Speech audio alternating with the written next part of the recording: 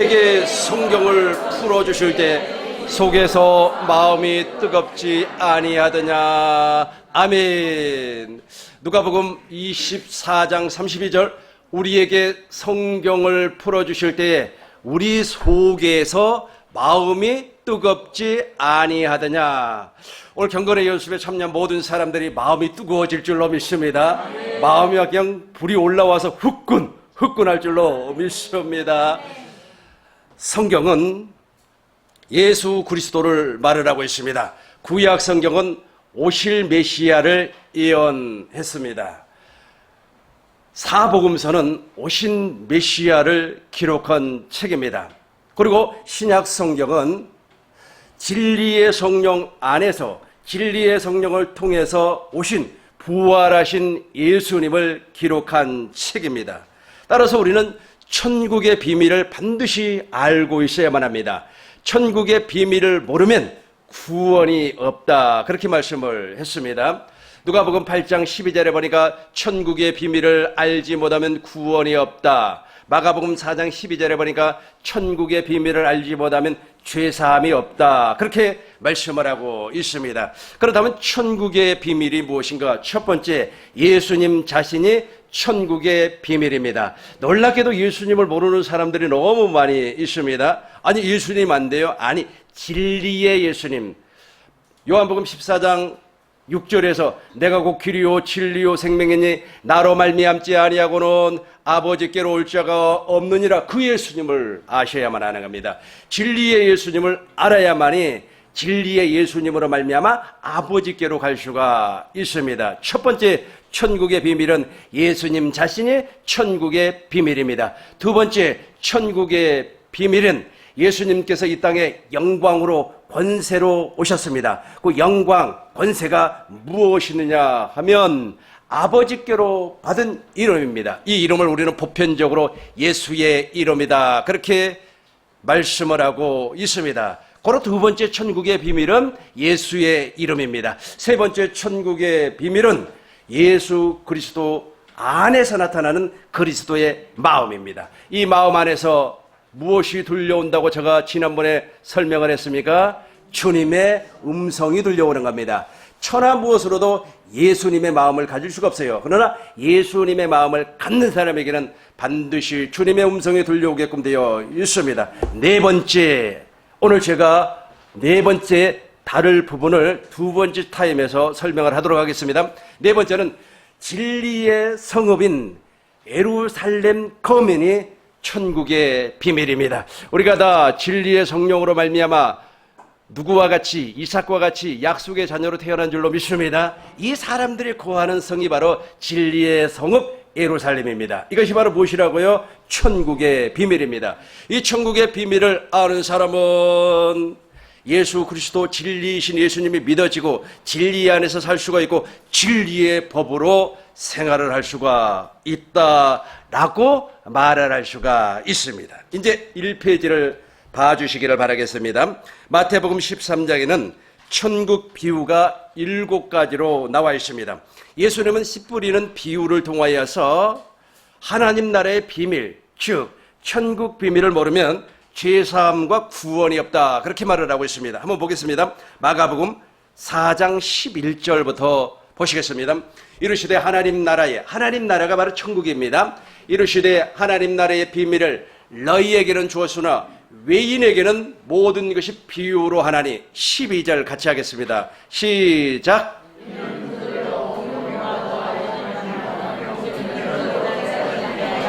돌이켜 죄사함을 얻지 못하게 함이라 하시고. 잘 보시기 바라겠습니다. 그러니까 천국의 비밀을 알지 못하면 죄사함이 없는데 이는 그들이 보기는 보아도 보지 못해요. 예수님을 보고 있음에도 불구하고 예수님이 하나님 나라의 비밀이라고 하는 사실을 모르고 있다는 겁니다. 예수님의 말씀을 듣고 있어도 듣지를 못한다는 겁니다. 왜 그렇다고요? 천국의 비밀을 이해하지 못하고 있기 때문에 그래요. 그래서 천국의 비밀을 모르면 죄사함이 없습니다. 계속해서 누가복음 보겠습니다. 누가복음 8장 10절부터 보겠습니다. 또 하나님의 나라의 비밀을 아는 것이 하나님의 나라의 비밀입니다. 12절로 바로 가겠습니다. 길가에 있다는 것은 말씀을 두는 자니 이에 마귀가 가서 그들이 믿어 구원을 얻지 못하게, 하나님 나라의 비밀을 알지 못하면 구원을 받을 수가 없습니다. 그들이 믿어 구원을 얻지 못하게 하려고 말씀을 그 마음에서 빼앗는 것이요. 그러나 반대로 하겠습니다. 하나님의 나라의 비밀, 즉 천국의 비밀을 아는 사람은 죄사함과 구원을 받은 사람이에요. 그럼에도 불구하고 천국의 비밀을 모르는 사람은 구원함과 죄사함을 받을 수가 없다는 겁니다. 마태복음 13장 11절부터 보겠습니다. 예수님께서 씨 뿌리는 비유를 다 설명을 했습니다. 대답하여 이르시되 천국의 비밀, 그랬죠. 그러니까 천국의 비밀을 아는 사람이 있고 천국의 비밀을 모르는 사람이 있습니다. 대답하여 이르시되 천국의 비밀을 아는 것이 우리에게 너희에게는 허락되었으나 그들에게는 아니 되었나니, 천국의 비밀을 아는 것을 제자들에게는 허락을 했어요. 그러나 외인들에게는 허락하지 아니했습니다. 12절을 보시겠습니다. 무릇 있는 자는, 저 있는 자가 무엇이냐면 하나님의 생명을 말하고 있습니다. 천국의 생명을 가진 자, 즉 하나님의 생명을 가진 자, 예수의 이름을 가진 자, 무릇 있는 자는 받아 넉넉하게 되되 무릇 없는 자는 그 있는 것도 빼앗기리라. 아멘. 15절부터 보겠어요. 쭉 내려와서 이 백성들의 마음이 완악하여져서 저것 때문에 천국의 비밀을 몰라요. 지금도 마음이 완악한 사람들이 정말로 많습니다. 왜 마음이 완악해져 버렸냐 하면 율법을 통하여서 그래요. 율법을 통하여서 상대방을 판단하고 정죄하고 심판하고 비판해버린다는 거예요. 마태복음 7장 1절부터 보고 이쪽으로 다시 오겠습니다. 저것 때문에 안 돼요. 비판을 받지 아니하려거든 비판하라 하지 말라. 하지 말라 그랬습니다. 분명히 하지 말라 그랬어요. 2절 보겠습니다. 너희가 비판하는 그 비판으로 너희가 비판을 받을 것이요 너희가 헤아리는 그 헤아림으로 말미암아 너희가 헤아림을 받을 것이니라. 저게 안 사라지는 겁니다. 무엇으로 말미암아? 그렇죠. 율법의 행위로 말미암아 저게 안 사라져요. 그래서 마음이 굳어버렸어요. 마태복음 13장 15절 다시 보겠습니다. 마음이 굳었습니다. 그 귀는 듣기에 둔하고 눈은 감기었으니 이는 눈으로 보고 귀로 듣고 마음으로 깨달아 돌이켜 내게 고침을 받을까 두려워함이라 하였느니라. 이 말씀이 무슨 말씀이냐면 육신의 생명을 가지고는 죽었다가 12번 깨어나도 천국의 비밀을 깨달아 알 수가 없다는 겁니다. 육신의 생명을 가진 자, 생명은 두 종류가 있습니다. 하나님의 생명이 있고 육신의 생명이 있어요. 육신의 생명은 아담의 생명을 말하는 거고 하나님의 생명은 물과 성령으로 거듭난 자의 생명을 하나님의 생명이라 그래요. 그래서 하나님의 생명으로 사는 사람을 새 사람이라 그럽니다. 새 사람이 지키는 계명을 새 계명이라 그럽니다. 그 새 계명을 지키는 사람 마음에는 무엇이 기록이 되어 있느냐 하면 진리의 법, 즉 생명의 성령의 법이 있습니다. 그 생명의 성령의 법으로 말미암아 죄와 사망의 법을 넉넉하게 이기는 사람이라는 겁니다. 그럼에도 불구하고 육신의 생명을 가진 자가 있어요. 육신의 생명을 가진 자는 마귀 아래에 있는 사람입니다. 율법 아래에 있는 사람이에요. 율법의 종 아래에 있는 사람이에요. 이 사람은 아무리 천국의 비밀을 설명을 해줘도 알지를 못하는 겁니다. 제가 강아지에게 무엇을 얘기를 했느냐면 야 강아지야 오늘부터 가나다라 마바사 한글을 한번 띄워보자 하고 내가 한글 공부를 시켰습니다. 그럼에도 불구하고 강아지는 한글을 할 수가 있어요 없어요? 절대로 못합니다. 그러나 강아지가 예를 들어서 사람의 생명으로 거듭나 버렸다면 가나다라 마바사 한글을 뗄 수가 있다는 겁니다. 이해가 가죠? 생명이 완전히 달라버려요. 그러니까 육신의 생명을 가진 자는 절대로 하나님의 비밀, 천국의 비밀을 모르는 겁니다. 아무리 가르쳐줘도 몰라요. 아무리 설명을 해줘도 한 귀로 듣고 한 귀로 흘려버려요. 이해는 돼요. 머리로 이성으로는 이해가 되는데 마음으로 느껴지지가 않는 겁니다. 마음으로 막 정말로 감정이 와서 그래 하나님이 정말로 예수님을 아들을 십자가에서 쪼개기까지 어떻게 저렇게 사랑했을까 아버지의 감정이 느껴지지 않는단 말이에요. 그러나 하나님의 생명으로 사는 사람은 와 하나님께서 당신의 아들을 십자가에서 쪼개서 그 사랑 그 아가페가 막 절절절절 느껴져요. 어떻게 느껴진다고요? 절절절절 느껴져요. 이게 근데 육신의 생명을 가진 자는 절대로 느껴지지 않습니다. 예수님의 십자가를 보면서 그래 내 죄를 위하여서 명 죽으셨지 하면서 훌쩍훌쩍하지만 마음으로는 그 감정이 느껴지지 않습니다. 마음으로는 막 애절함이 없어요. 마음에는 그 애절함이 왜 없다고요? 생명이 다르기 때문에 그렇습니다. 이제 16절을 보겠습니다. 잘 이해하셨죠? 육신의 생명을 가진 자는 죽었다가 15번을 깨어나도 천국의 비밀을 알 수가 없어요. 그러나 보세요. 그러나 너희 눈은 봄으로 너희 귀는 들음으로 복이 있도다. 제자들에게 한 말씀이에요. 제자들은 누구를 보고 있습니까? 예수님을 보고 있어요. 그렇죠? 그리고 예수님의 말씀을 듣고 있습니다. 그래서 복이 있다는 겁니다. 그런데 저 제자들, 예수님은 갈릴리 바닷가에서 제자들을 불렀습니다. 그리고 제자들에게 가르쳤어요. 제자들의 말씀을 다 들었습니다.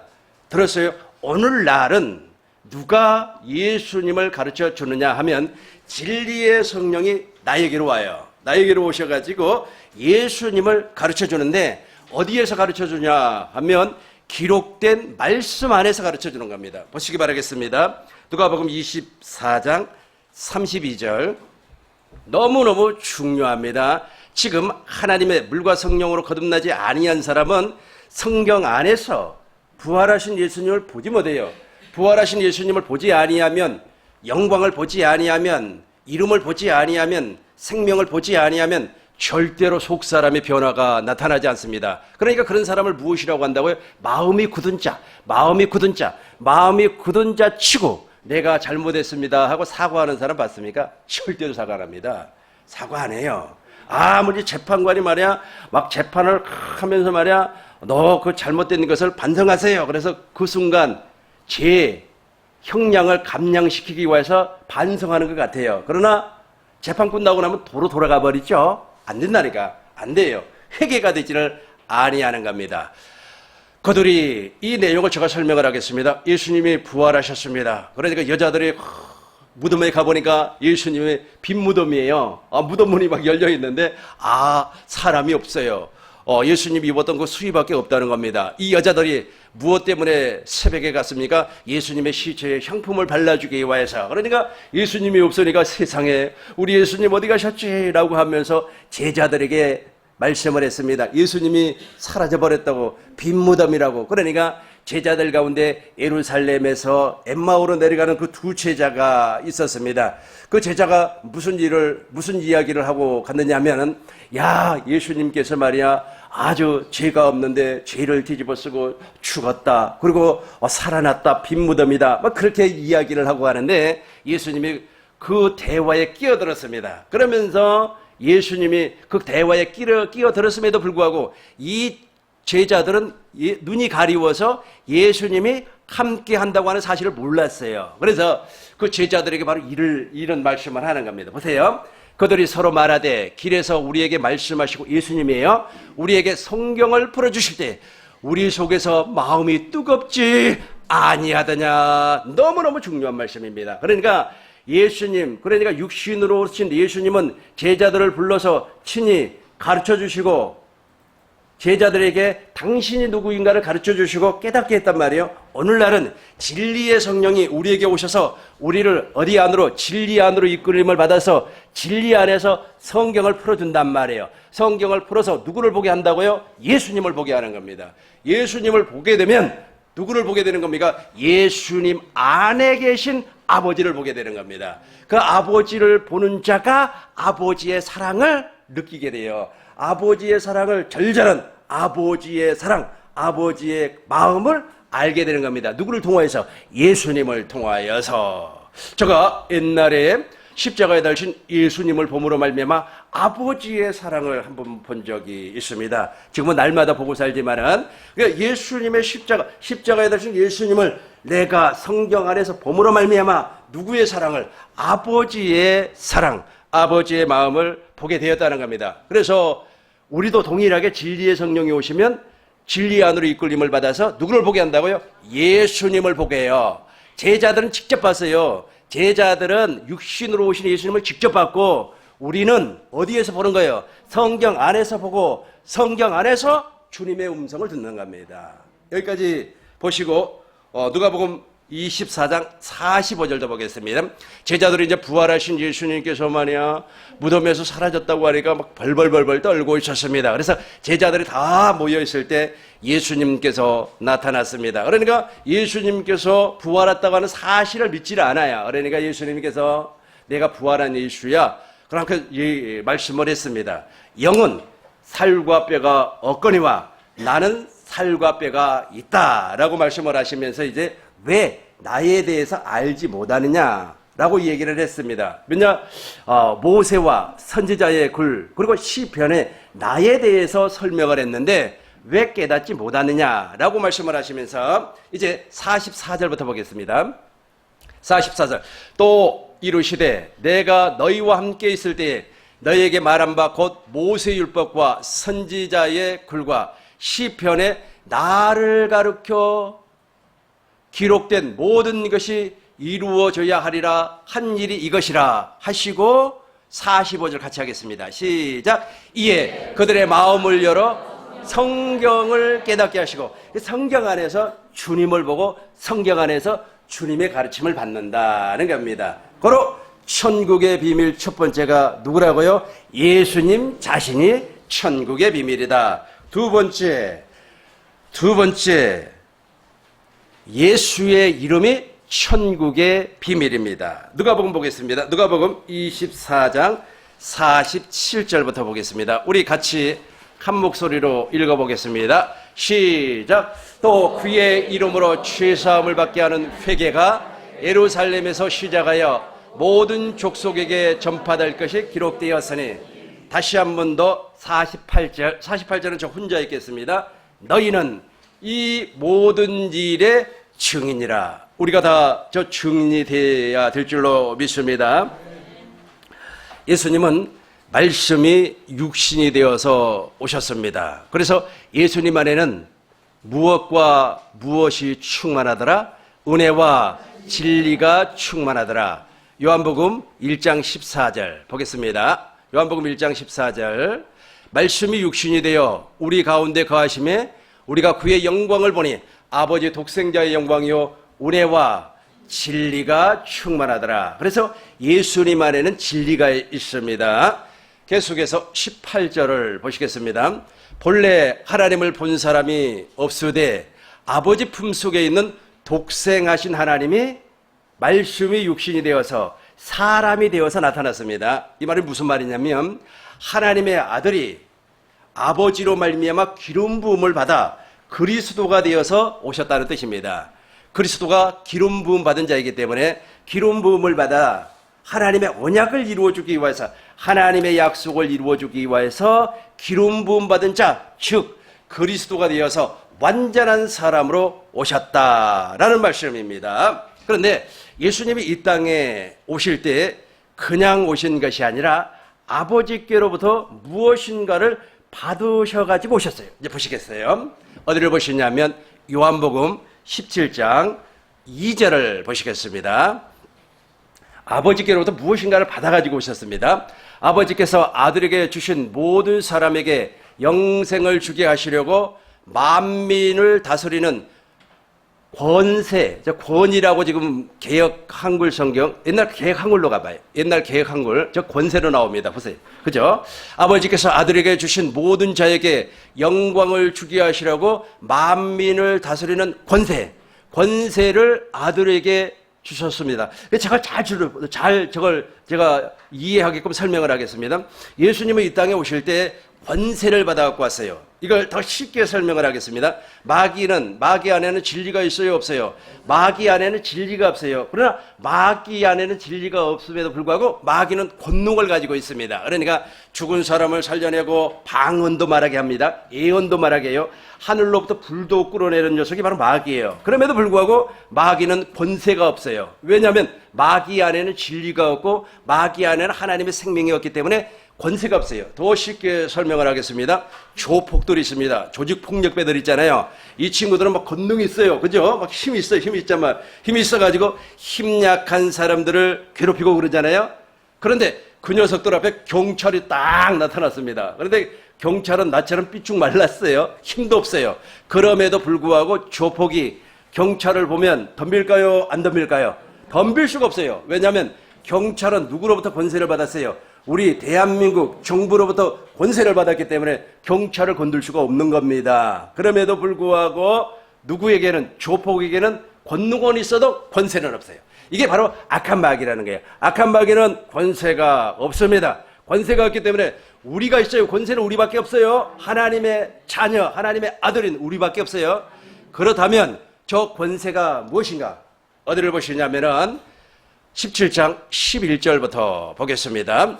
나는 세상에 더 있지 아니하오나 저희는 세상에 있사옵고 나는 아버지께 가옵나니 거룩하신 아버지여 내게 주신 아버지의 이름, 내게 주신 아버지의 이름, 저기 바로 권세예요. 그러니까 예수님은 이 땅에 오실 때에 하나님 아버지께로부터 권세를 받아갖고 오셨는데 그것이 바로 아버지의 이름입니다. 그 아버지의 이름을 가지고 오셨기 때문에 양이 이리 안에 들어가도 잡아먹힐 수가 없어요. 그러니까 예수님은, 예수라고 하는 저 이름은 요셉하고 마리아가 상의해서 지은 것이 아니라 우리 하나님께서 예수님이 말씀이 육신이 되어서 태어나기도 전에, 성령으로 잉태하기도 전에 저 말씀을 먼저 주었습니다. 저 이름을 주었어요. 저 이름이 바로 권세입니다. 조금 이따 이제 계속해서 설명하겠습니다만은 저 이름이 바로 하나님의 영광,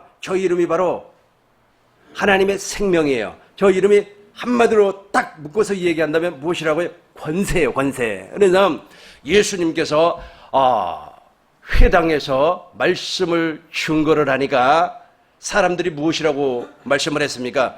권세 있는 새 교훈이다. 그렇게 말씀을 했단 말이에요. 그러니까 바리새인과 서기관들은 권세가 없어요. 무엇이었기 때문에? 진리가 그 안에였기 때문에. 그러나 예수님 안에는 진리가 있기 때문에 권세가 권능을 이깁니다. 다시 한번 설명하겠습니다. 저는 있지 않습니까? 평범한 집에서, 그것도 농사꾼의 자식으로 태어났습니다. 그러다 보니까 나에게는 능력이 별로 없어요. 돈 벌 수 있는 능력도 없고 부모로부터 받을 수 있는 유산이 하나도 없습니다.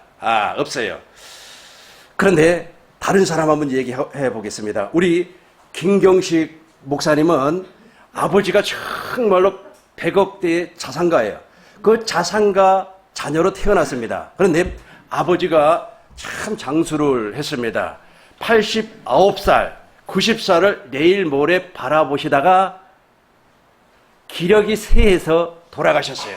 그러면 아버지의 모든 재산을 누가 물려받습니까?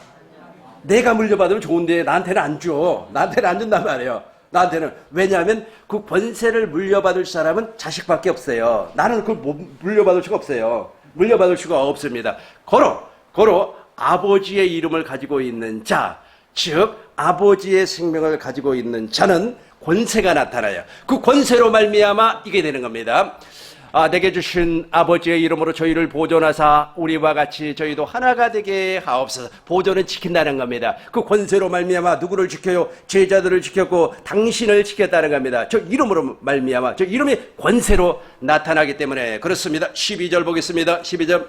내가 저희와 함께 있을 때에 내게 주신 아버지의 이름으로 저희를 보존하와 지켰나이다. 그 중에 하나도 멸망하지 아니했습니다. 그러나 가룟 유다만 멸망을 받았다라고 말씀을 하고 있습니다. 쭉 내려와서 22절을 한번 보겠습니다. 22절. 내게 주신 뭐라 그랬어요? 영광이죠. 아까 저 위에서는 내게 주신 아버지의 이름이라 그랬죠. 여기에는 내게 주신 영광이라 그랬죠. 그래서 제가 영광이나 이름이나 하나님의 생명은 같은 말이에요. 그것이 무엇으로 나타난다고요? 권세로 나타나는 겁니다. 여러분들이 다 권세가 있는 줄로 믿습니다. 저 권세가 나타나는 사람들이 하나가 될 수가 있어요. 하나. 악한 마귀는 하나 되는 걸 싫어해요. 분열의 영이기 때문에. 23절 보겠습니다. 23절. 내가 그들 안에 있고 아버지께서 내 안에 계시어 그들로 온전함을 이루어 하나. 그죠? 다시 저 하나가 되게 함은, 저기까지 한번 시작. 하나가 되게 하려 함은, 한번 더 여기서 시작. 하나가 되게 하려 함은. 야, 너무너무 중요한 말씀입니다. 다시 한번 정리를 하겠습니다. 우리가 머리 대신 예수님과 하나가 되려면 내 안에 권세가 있어야 돼요. 즉 예수의 이름이 있어야 됩니다. 즉 하나님의 생명이 있어야만 합니다. 하나님의 영광이 나에게 나타나야만이 머리 대신 예수님과 한 몸이 되고 또 저와 여러분들도 하나가 되어서 무슨 체가 되는 겁니까? 생명체가 되는 겁니다. 머리는 예수님, 우리는 지체가 된다라는 말씀입니다. 하나는 그 무엇과도 하나가 될 수가 없어요. 무엇으로만 하나가 된다고요? 영광으로, 생명으로, 이름으로만 하나가 되는 겁니다. 이것이 나타나는 현상을 무엇이라고 한다고요? 권세라, 그렇게 말을 하는 겁니다. 여러분들이 권세 있는 삶을 살고 있다면 여러분은 누구와도 분리가 되면 안 돼요. 원수하고도 하나가 돼야 돼요. 원수하고도. 지난번에 우리 친구하고 다투었는데 내가 바로 돌아서 사과를 했어요. 3초가 지나지 않았습니다. 왜냐하면 하나가 돼야 되니까. 그러나 저 권세가 나타나지 아니한 사람은 하나가 안 돼요. 너가 나한테 그렇게 할 수가 있어? 내가 네하고 말을 하나 봐라 하고 탁 토라져 버리는 거야. 그러니까 자기하고 입맛에 안 맞으면 그냥 막 돌아서고 깨지고 찢어지고 나눠진단 말이에요. 무엇이 없기 때문에? 그래, 권세가 없기 때문에. 권세는 어디서 나온다고 그랬습니까? 영광에서, 생명에서, 이름에서 나오기 때문에 그렇습니다. 그렇다면 저 영광, 저 생명이 구약 시대에는 어디에 있었습니까? 성전 지성소에 있었습니다. 하나님 솔로몬을 통하여서 성전을 지었습니다. 성전을 건축한 목적이 무엇인가? 언약궤를 두기 위해서. 한번 보겠습니다. 역대하 6장 10절부터 보겠습니다. 내 아버지 다윗이 이스라엘의 하나님 여호와의 이름, 그렇죠? 그러니까 원래 하나님의 성전을 누가 지려고 했느냐면 다윗이 지려고 했습니다. 그런데 하나님께서는 허락하지 아니하고 너의 몸에서 날짜가 성전을 건축할 것이다 그랬단 말이에요. 그가 누구냐면 솔로몬입니다. 내 아버지 다윗이 이스라엘의 하나님 여호와의 이름을 위하여 무엇을 건축할 마음? 성전을 건축할 마음이 있었더니. 계속해서 보겠습니다. 여호와 하나님 여호와께서 내 아버지 다윗에게 이르되 내가 내 이름을 위하여 성전을 건축할 마음이 있으나 이 마음은 내게 있는 것이 좋다라고 하면서 쭉 내려와요. 이제 10절부터 보겠어요. 이제 여호와의 말씀하신 대로 이루셨도다. 내가 여호와께서 말씀하신 대로 내 아버지 다윗을 대신하여 일어나 이스라엘 왕 위에 앉고. 이스라엘의 하나님 여호와 무엇을 위하여? 이름을 위하여. 아주 중요합니다. 이름을 위하여 성전을 건축하고. 이것을 오늘날로 풀어보면 성전이 되어 있지 아니한 사람은 이름이 없어요. 이름이 없으니까 생명이 없어요. 생명이 없으니까 영광을 못 봐요. 영광을 못 봐니까 성령 충만이 안 돼. 성령 충만 받으세요. 아무리 소리 질러봐요. 성령 충만은 성전 안에서만 충만하는 겁니다. 근데 성전이 되어 있지 않는 사람에게 성령 충만 받으세요. 주여 삼청하면 성령 충만 받을 줄로 믿습니다. 그래서 받아지는 것이 아니에요. 성전을 지어야 되는 겁니다. 무엇이 있어야 된다고요? 이름이 있어야 돼요. 이스라엘의 하나님 여호와의 이름을 위하여 성전을 건축하고. 11절 보겠습니다. 11절 같이 해요. 시작. 내가 또 그곳에서 여호와께서 이스라엘 자손과 더불어 세우신 언약 넣는 궤를 두었노라 하시니라. 하나님은 저 언약궤 위에서만 만나주는 겁니다. 다른 어떤 곳에서도 만나주지 아니합니다. 출애굽기 25장 22절을 보겠습니다. 출애굽기 25장 22절. 거기서 어디예요? 언약궤 위에서. 거기서 내가 너와 만나고 속죄소 위 곧 증거궤 위에 있는 두 그룹 사이에서 내가 이스라엘 자손을 위하여 내게 명령할 모든 일을 내게 이루리라. 정리하도록 하겠습니다. 하나님께서 솔로몬을 통하여서 성전을 건축을 했습니다. 성전을 건축한 목적은 여러 가지가 있는 것이 아니라 딱 하나밖에 없습니다. 언약궤를 두기 위해서. 그런데 그 언약궤를 무엇이라고 말씀을 하셨냐면 여호와의 이름이라 그랬어요. 그러니까 성전을 건축했다는 말은 무슨 뜻이냐면 여호와의 이름을 두기 위해서. 그래서 여호와의 이름을 두었습니다. 왕상을 보겠습니다. 왕상 8장 10절을 보겠습니다. 왕상 8장 10절. 8절부터 보겠습니다. 8절부터. 오늘까지 그곳에 있으며, 계속해서 9절 보겠습니다. 그 궤안에 두 돌판에 아무것도 없으니 이것은 이스라엘 자손이 애굽 땅에서 나온 후 여호와께서 저희와 언약을 맺으실 때 모세가 호렙에서 그 안에 넣은 것이었더라 라고 말을 했어요. 그러니까 성전이 건축이 되고 성전 지성소 안에 지금 무엇을 두었다는 뜻입니까? 언약궤를 두었어요. 언약궤를 두니까 무엇이 충만한가 보시자고요. 10절 보겠습니다. 제사장이 성소에서 나올 때 구름이 여호와의 성전에 가득하며, 계속해서 11절 보겠습니다. 같이 하겠습니다. 시작. 제사장의 그 구름으로 말미암아 능히 여기서부터 크게 이는부터 시작.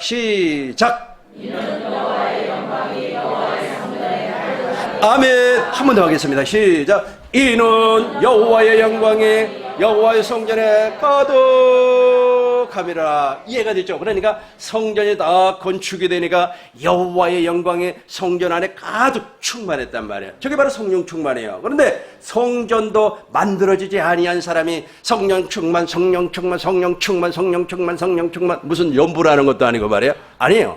성전이 건축이 되면 그 안에 언약궤가 들어가고, 언약궤가 여호와의 이름이란 말이에요. 그 여호와의 이름 안에서 무엇이 충만한다고요? 성령 충만, 영광이 충만하다는 겁니다. 그러니까 하나님의 생명, 예수의 이름, 그리고 성령, 영광, 같은 의미를 가지고 있습니다. 충만하는 거예요. 우리 심령 안에 충만하는 겁니다. 왕상 9장 3절을 보겠습니다. 여호와께서 그에게, 솔로몬에게 말을 했습니다. 내 기도와, 그렇죠? 성전이 건축이 되면 우리의 모든 기도는 다 응답을 받아요. 들어가도 응답을 받고 나가도 응답을 받고, 코로나가 한 길로 왔다가 7길로 도망가고, 악한 마귀가 한 길로 왔다가 12길로 도망가고, 그죠? 돈이 동서남북에서 들어오고, 아멘한 사람에게는 그대로 될 줄로 믿습니다. 동서남북에서 사람들이 몰려오고, 사람들과 좋은 관계를 맺고, 여러분 성전이 안 돼 있기 때문에 사람들하고 좋은 관계를 못 맺는 겁니다. 막 그냥 나를 싫어하고 원수가 되는 거예요. 그러나 성전이 되면은 무엇이 충만하다고요? 여호와의 영광, 성령이 충만하기 때문에 사람들과 좋은 관계를 맺습니다. 좋은 관계를 맺으니까 동서남북에서 누가 몰려오고, 사람이 몰려오고, 그 사람들이 무엇을 들고 오고 여호와께서 그에게 이르시되, 내 기도와 내가 내 앞에서 강구한 바를 내가 들었은즉 나는 내가 건축한 이 성전을 거룩하게 구별하여 내 이름, 그죠? 내 이름의 그 성전 안에 충만하단 말이에요. 무엇이 있기 때문에? 언약궤가 있기 때문에. 무엇이 있기 때문에? 영광이 있기 때문에. 그렇죠? 이름이 영원히 그곳에 두며 내 눈길과 마음이 항상 거기에 있으리라. 아멘. 시간이 어중간해가지고 우리가 10분 쉬고 나서 지금 두 가지, 천국의 비밀 두 가지를 살펴봤어요. 첫 번째는 예수님 자신이 천국, 두 번째는 예수의 이름이 천국의 비밀. 첫 번째는 예수님 자신이 천국의 비밀, 두 번째는 예수의 이름이 천국의 비밀. 그리고 10분 쉬었다가 세 번째 천국의 비밀, 네 번째 천국의 비밀을 살펴보도록 하겠습니다.